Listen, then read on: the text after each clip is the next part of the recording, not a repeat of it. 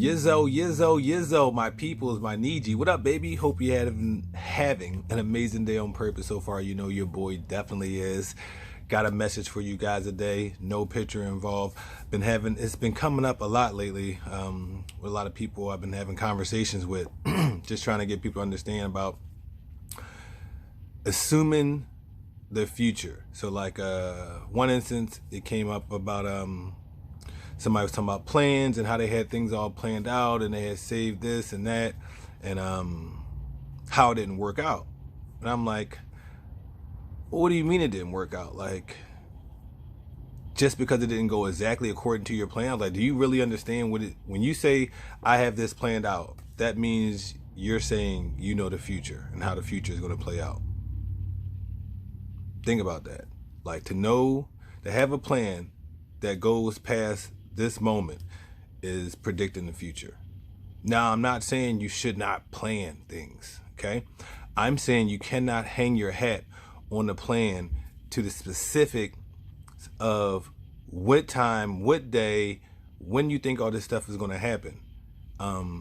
It's a good barometer to aim for, but like in the reality of it is, you don't know the future. So don't be so devastated if things come up in between the time slots of your plans to where you have to rearrange your plans a little bit. Plans are meant to be rearranged. Like, understand that. That's why they tell you just like, don't worry about over planning things. Sometimes you just got to jump and commit and do it and then kind of adjust as you go.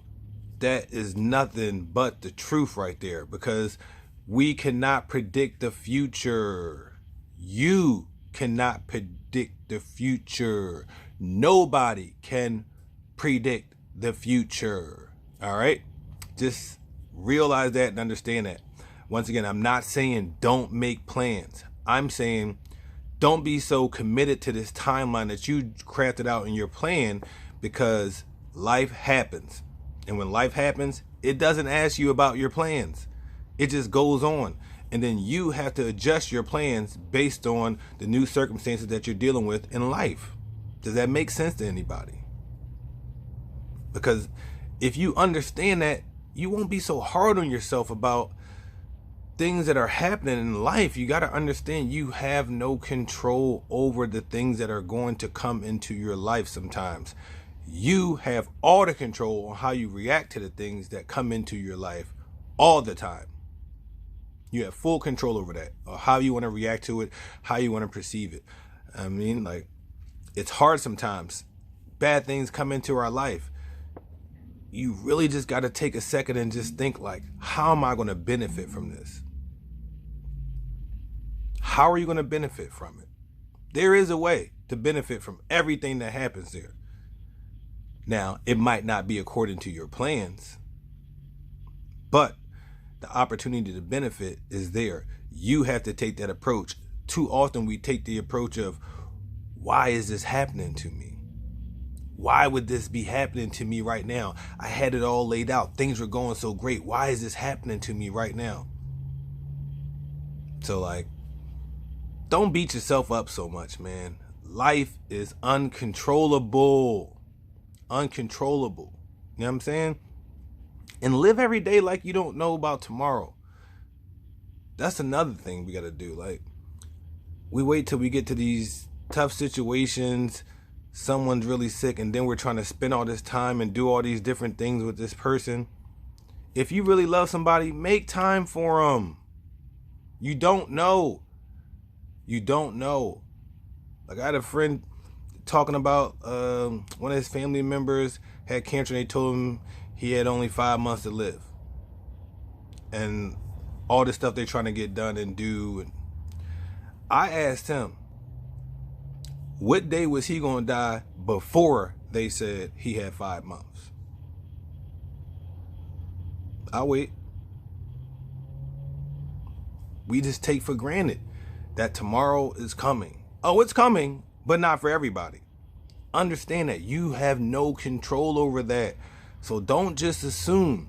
That's why I said, like, these plans, like 5-year plans, 10-year plans, those are all great wish and great directional steps of what you want to be taking to move on in your life.